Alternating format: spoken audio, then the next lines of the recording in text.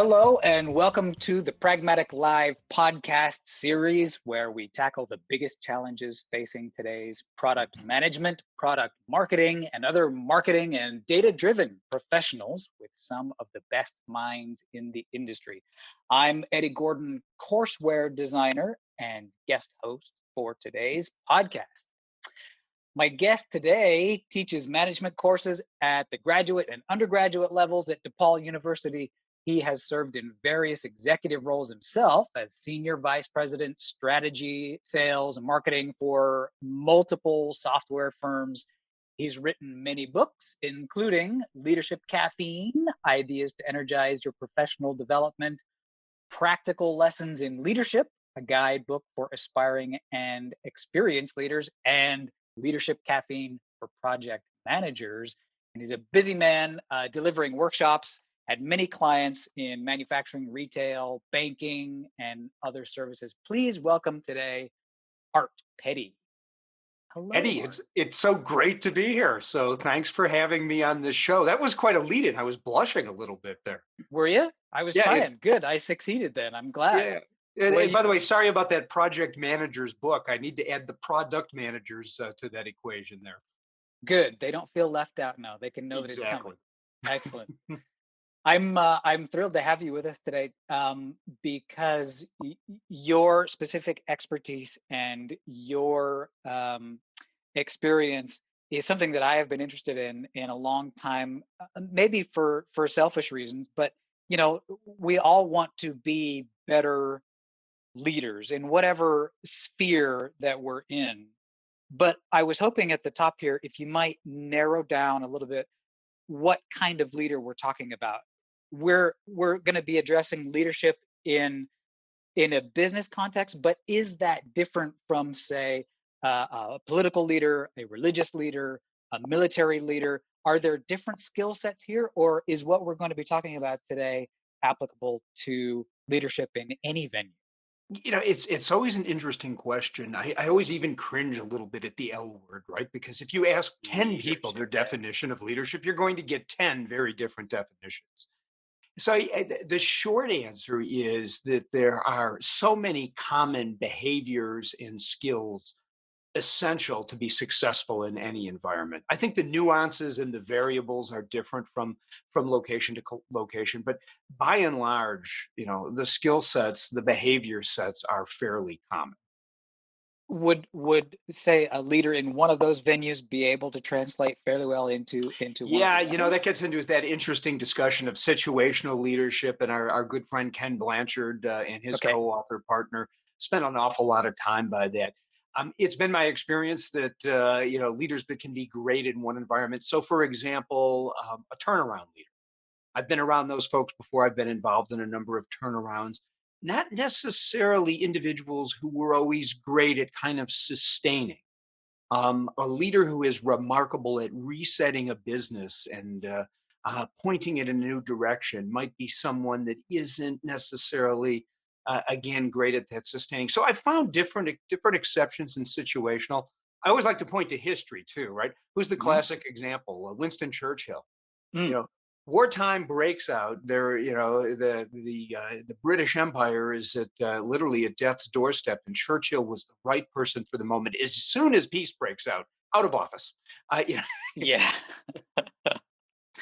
There is a quote on your website that I came across. It is displayed prominently, and it says this: "It is time for all of us to rethink the tools of leadership and management for a world that isn't going to revert to what used to work." That quote both scared me and excited me at the same time. Uh, will you go into that a little bit? What are some of yeah, these old tools, and why aren't they going to work anymore? it's fascinating. So I've actually put that quote up there quite a few years ago. You're reminding me I need to refresh the website, by the way. Which they always need refreshing. It seemed pretty apropos to Yeah, me yeah. today. So it's my perspective, and certainly there are some others out there. Gary Hamel, for example, is one. that suggests that what we're doing today in the world is we're still managing our business with tools and techniques and approaches that in many cases would be recognizable from individuals should they be reanimated from the earlier in the industrial revolution. We've just got techniques that are, long in the tooth from people that are long dead at this point in time. We're still using a lot of these practices, and certainly in this last challenging year it's been amplified. Everything that we've ever heard about VUCA, volatility, uncertainty, complexity, and ambiguity, hit us all at one time, right?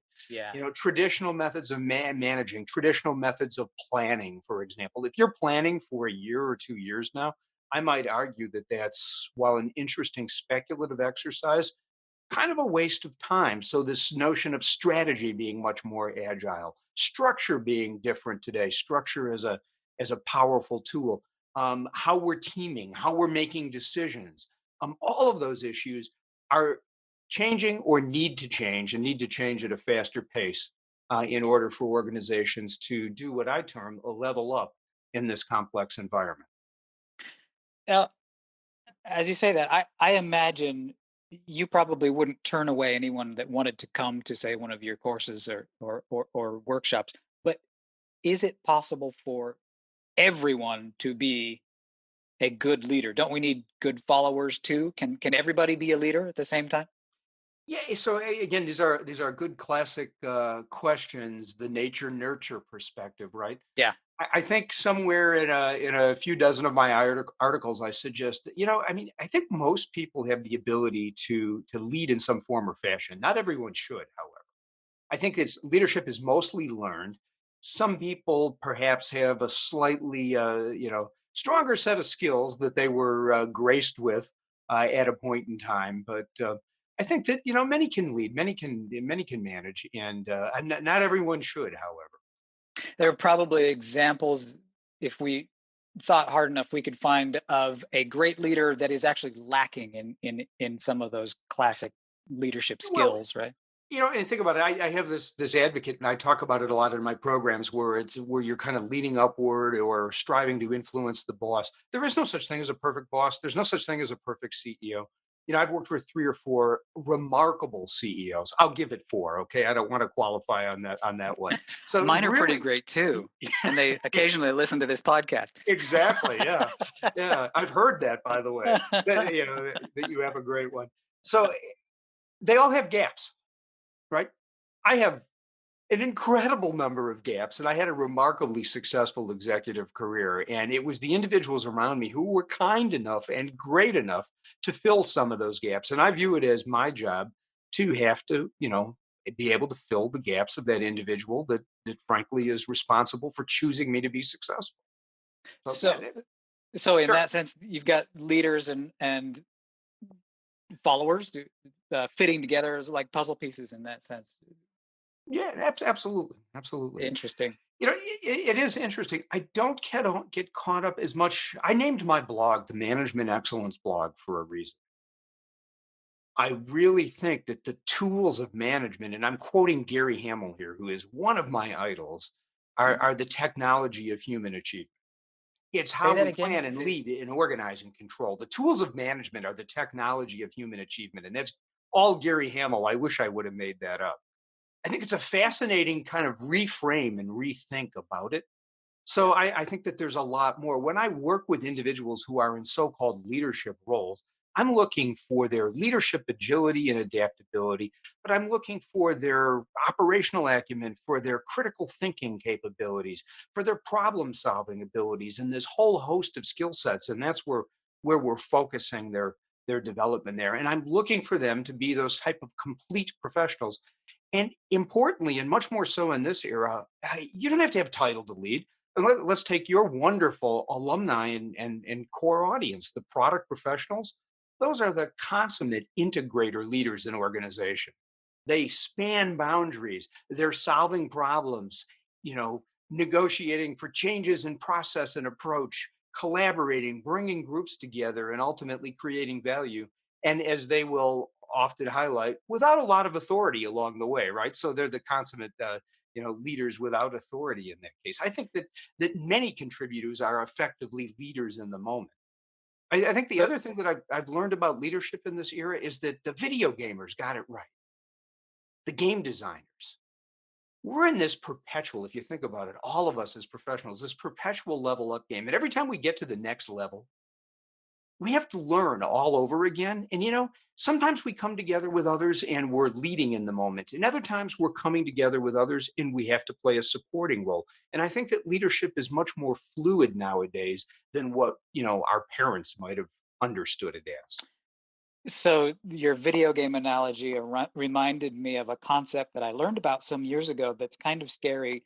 That's called being promoted to the level of incompetence. The Peter principle. The Peter principle, That exactly. is the Yes. Peter principle. Yes. Uh, what can we do to avoid that? Should we avoid it? Should we just accept it and then try and gain the skills necessary for whatever level we find ourselves at? I think there's a more relevant rethink to leadership. And I think it's back to that perspective. The hierarchy in leadership, I think we need to kind of break the back of thinking of it in that context. That product professional who's driving in a new initiative internally in an organization, working externally to take a company to a new market space, there's a leadership role that they're playing there. However, they may be shifting over to a supporting role and for another initiative that they're involved with within the organization. So I think the notion is best individual for the situation. And we learned that from if you follow design firm IDEO, which is another organization I've worked with, and I really love the Kellys and what they've done over there.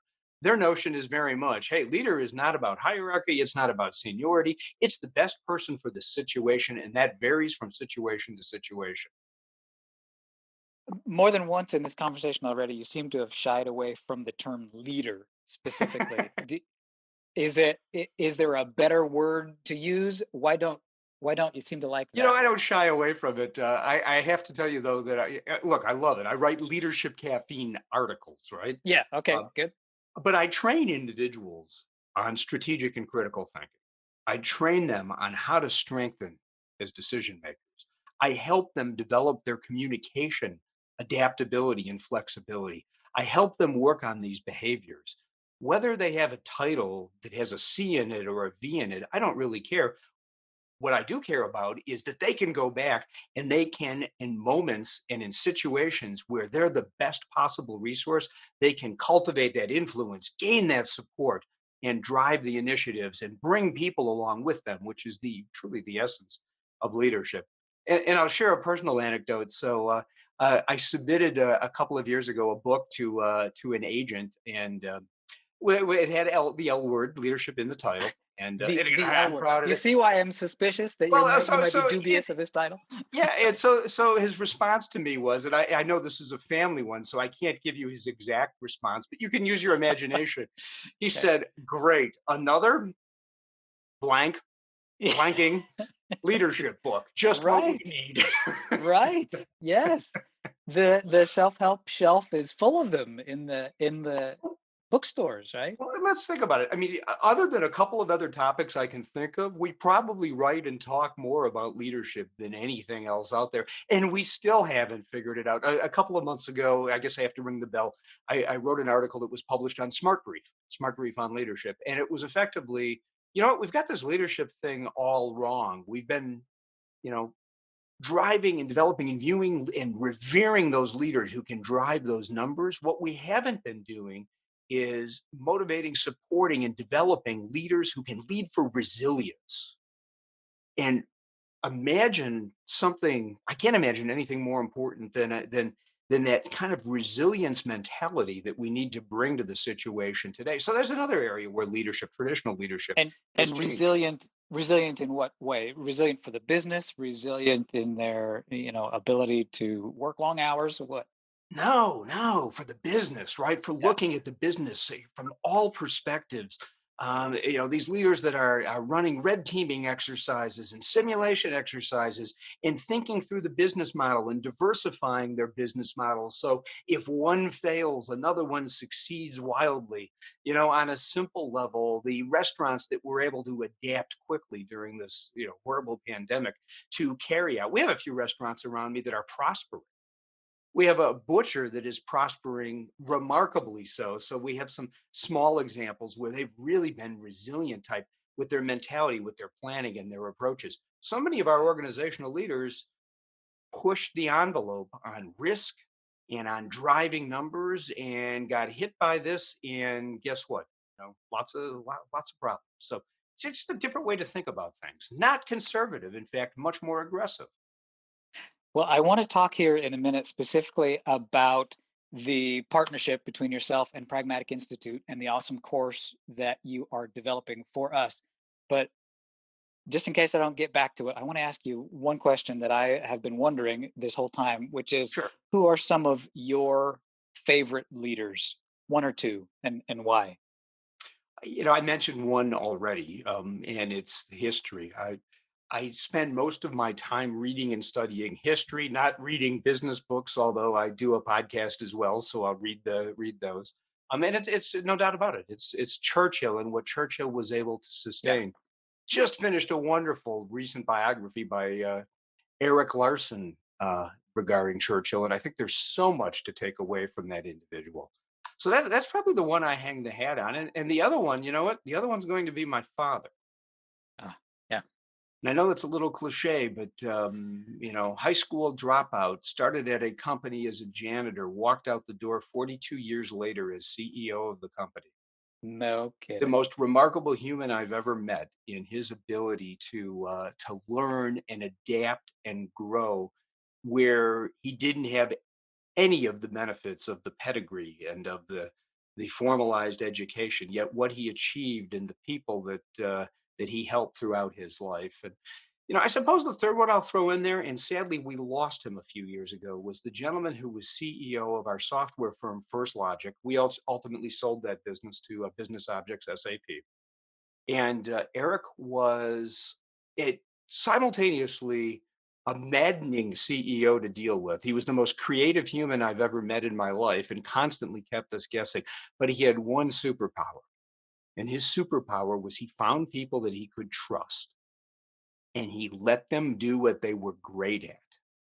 And the Okay. group that evolved and emerged around him was so passionate and so well connected to do great things that it navigated a turnaround crisis, a recast, a reset, and all the way to market leadership in a new market space and success.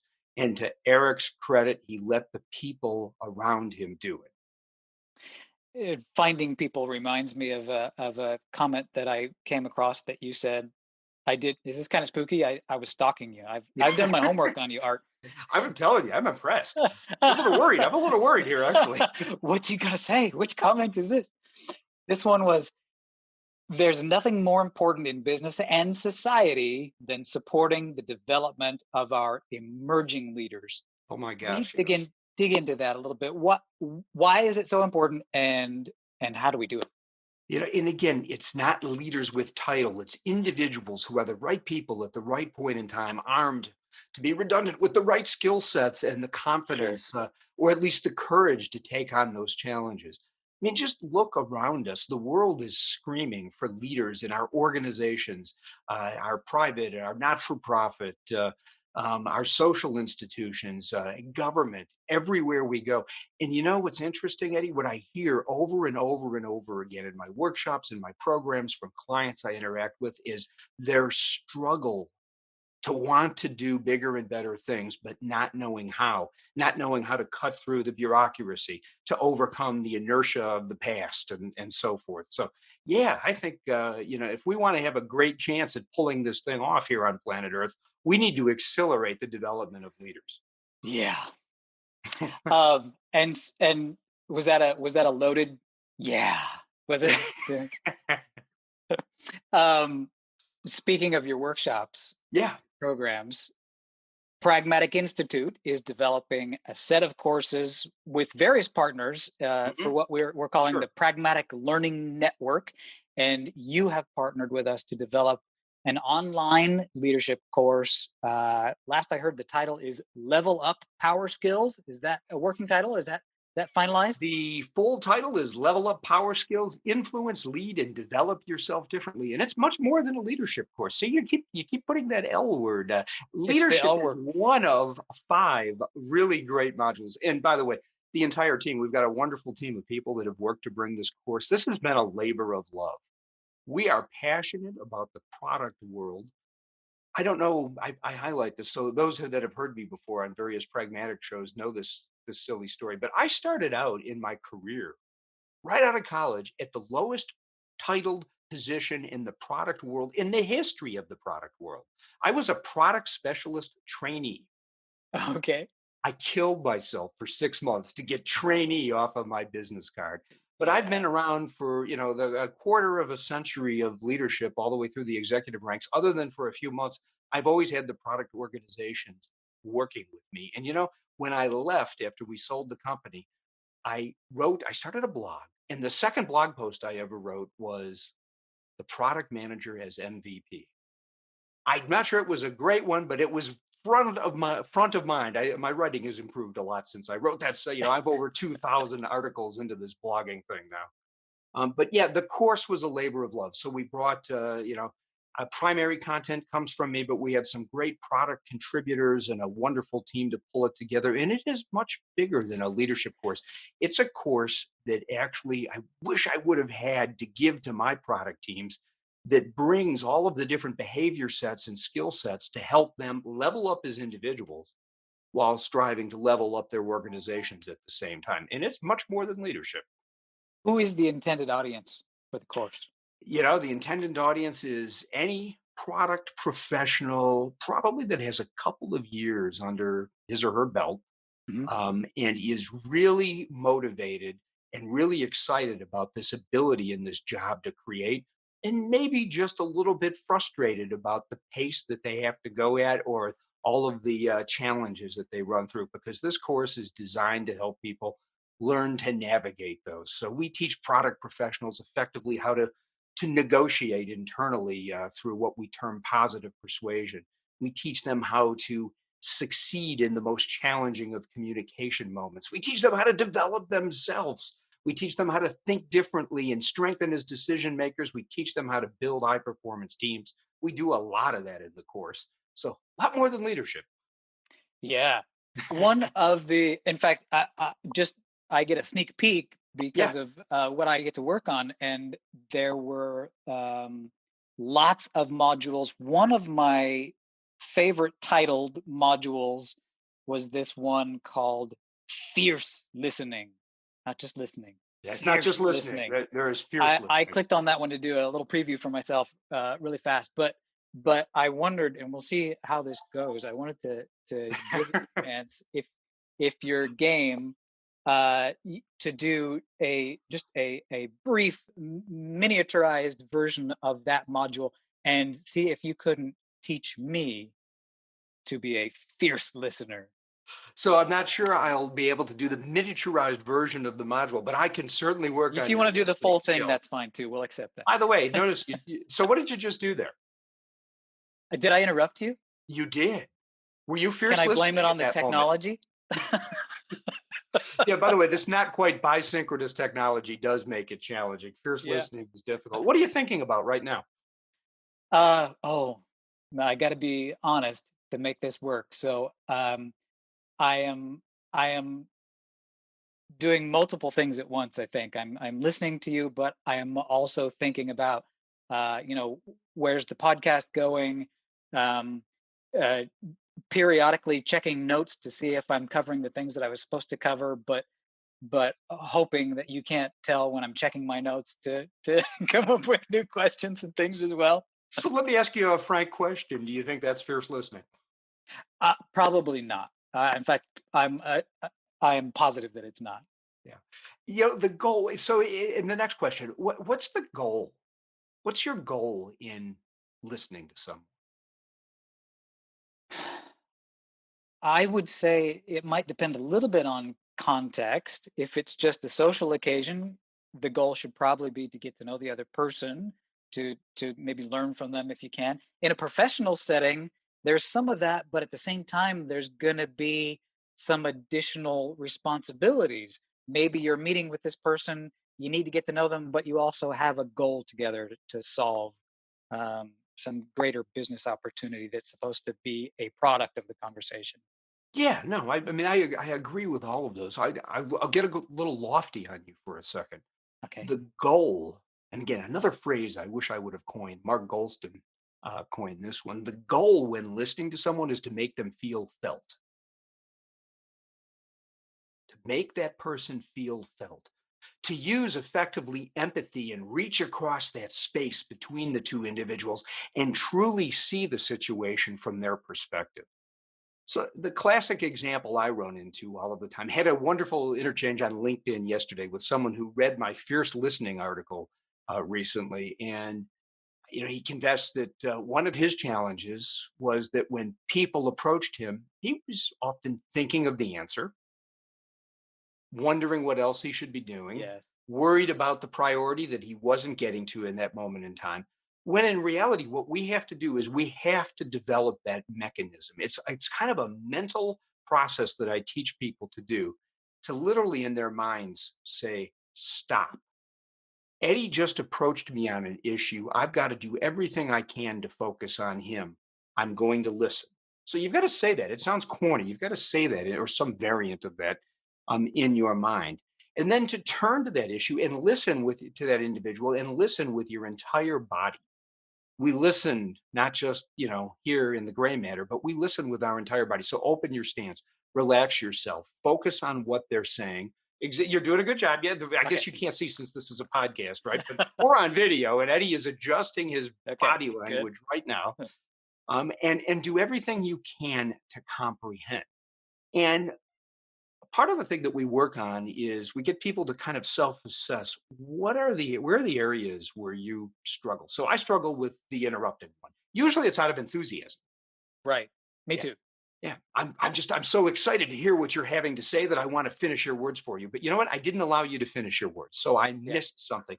In the signal to noise ratio, I introduced noise into that equation by doing that. Other examples include just kind of your immediate pre-existing perspective of, oh gosh, here comes Eddie again. I wonder what he wants, right? So our sudden pre-existing perspective on you has me think, and it's like doesn't matter. I need to neutralize that. I need to push that out, and I need to find ways to course correct. So if I interject, I actually want to say, Eddie, I apologize. I didn't allow you to complete your thought. Okay. Please go ahead. If I mentally drift in my mind, which is one of my frequent issues, you're probably doing it right now. If you're actually looking like Nope. Nope. you look like you're I got fierce you. listening, by I'm the way. with you. If I drift, I will use something like, you know, this is a really important point, and I want to make certain I understand it. Would you please repeat it? And I'll redouble my efforts to focus. And this concept of fierce listening, frankly, it was again. People are going to get the impression I always give attribution. Tom Peters, the great consultant, said, "Hey, if you're at the end of a conversation, if you're not sweating, you weren't listening." Wow. And let's back up. What are the benefits of listening? So I'll put you on the spot there. What do you think some of the benefits are when I'm really focused and listening to you? What do you walk away thinking? Well, you, as the listener, you are learning. Hopefully, you're gathering knowledge, improving. I mean, there's got to be something you can learn from everybody that you Absolutely, discuss yeah. with, right? Yeah. And as the person talking to you, I feel respected if you're listening to me. Respect, I think, is a raw ingredient for trust. And oh, by the way, trust catalyzes performance between individuals and teams. So anything that catalyzes Yeah. performance is a good thing there. So I love that it's a trust building activity. We feel understood. And in fact, one researcher came out and said, our brains actually can't differentiate between that sense of being loved or being listened to. Think about that. That's how powerful, Wow. that's Well, how strongly we feel. I was curious about why in the quote you started off with, you said that a person should feel, Felt, what was the word? Felt. felt. It wasn't a person should feel heard. It was a No, person felt. should feel felt. So bigger picture here, fierce listening is one part of an overall communications module of a number of lessons, right? Yeah. So let's kind of peel the layers back on the onion. Okay. At the bottom of any business problem, and I'll make this wager, you're going to find a communication issue 2 or 20. Communication issues are effectively the essence of everything that's going on in an organization, and we're going to find them. A large part of the communication challenges we have is that people really aren't listening to each other, right?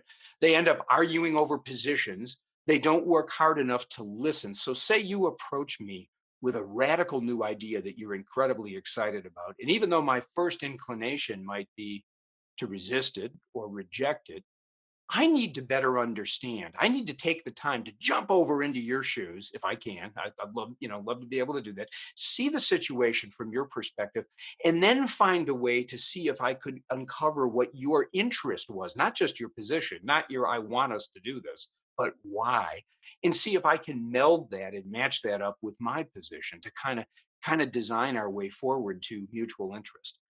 On the other hand, take the product professional, right?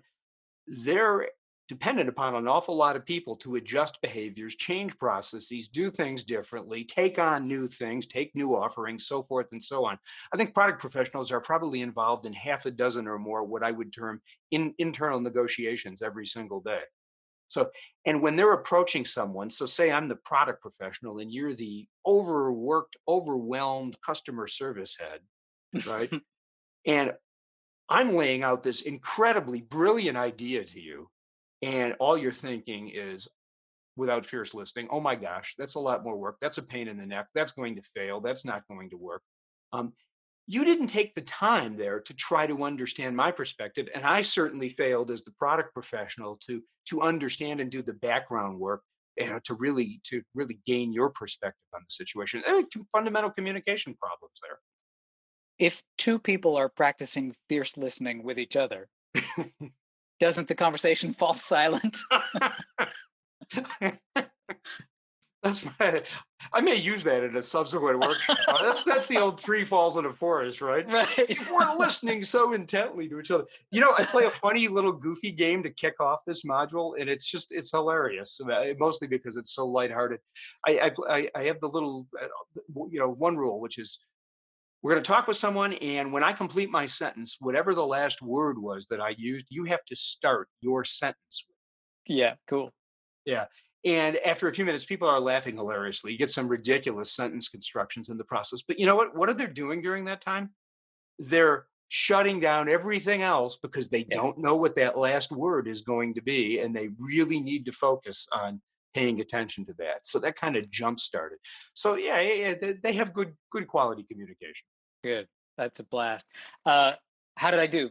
Am I have to tell you that the past out of 8 minutes have been a different experience for me in this podcast. And I'm not kidding. I'm paying less attention to my notes. I feel like I'm paying more attention to you, and probably learning more and getting more benefit because of it. So, I mean, that's incredible. Pay it forward to your colleagues, right? right. So something interesting, and let's go back to your favorite term here, the leadership word. If in fact you cultivate the persona of a great listener, people are going to naturally view you in a more positive light. Okay. They're going to respect you.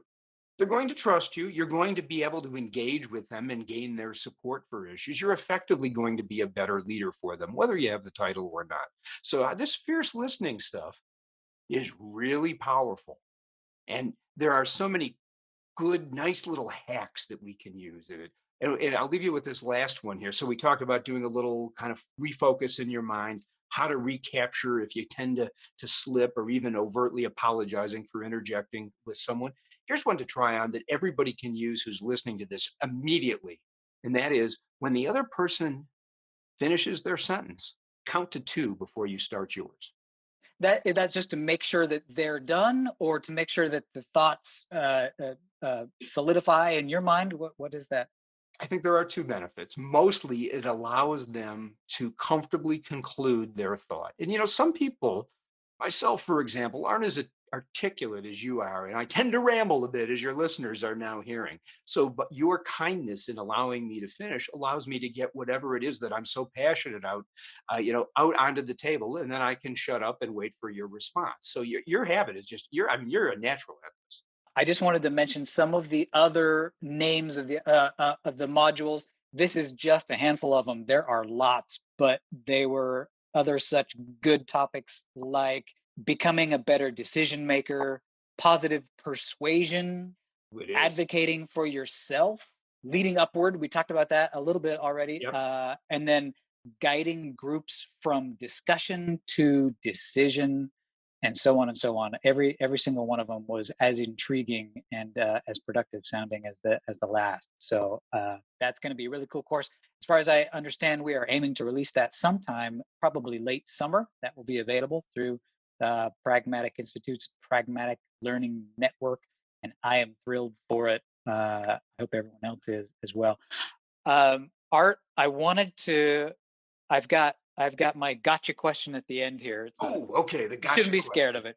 This was in thinking about having you here as a resource, I wanted to ask this question of you. If you were 100% successful in your endeavors as an instructor and an educator, if you were 100%, that means we'd give you a world microphone. You could speak to everybody in the world. They would all take to heart your message. How would it change the world? How would we be different? I love that question. Thanks for the gotcha. I use those at the end of my podcast too, and now I know how challenging they are. I was going to say annoying, but that wouldn't be. Yeah, that's okay. You could say annoying. I want to leave individuals with their brains boiling with the excitement of the potential that they have to make a difference. I want to leave them not only with their brains boiling with excitement, but with the confidence that they have the ability and now some of the tools to bring these ideas to life. So that's the effect that I want to have on every single individual in every audience and in every environment, because it's happened to me a few times and there's nothing better. So brains boiling with excitement, ideas to change the world, or at least their world, and the confidence and some of the tools to be able to do that. And that's kind of the theme and the heart of our course as well. Well done. That was beautiful. Art, thank you so much. This has been a thrill and educational as well as fun. And I'm so glad that we got a chance to talk to you. Eddie, the pleasure was all mine. And thanks to you and to your wonderful audience and the great folks at Pragmatic. It's an honor to be here. And that does it for today's episode. Thank you so much, our audience, for listening. And don't forget to join us next week. We'll tackle another great topic designed to help you elevate your product, your company, and your career. We'll see you again next time. Thank you very much.